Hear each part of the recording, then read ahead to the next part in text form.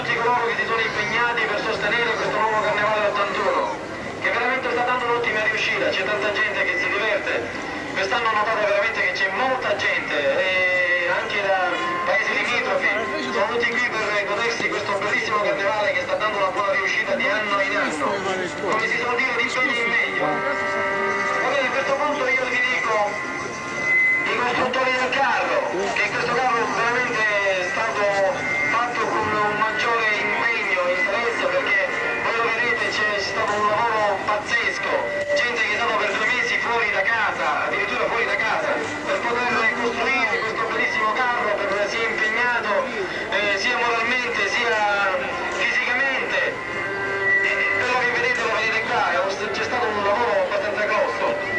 Il carro si chiama Corpo Forestieri e Subisce Aquitano, ecco questo è appunto il nome. È stato costruito da Pippo Venezia e Michele Riotta con Curzio Sclafani, Luigi Catanzaro, Giovanni Venezia e compagni. I disegni sono di Alberto Venezia e il copione con la musica sono del maestro Dino Di Matteo.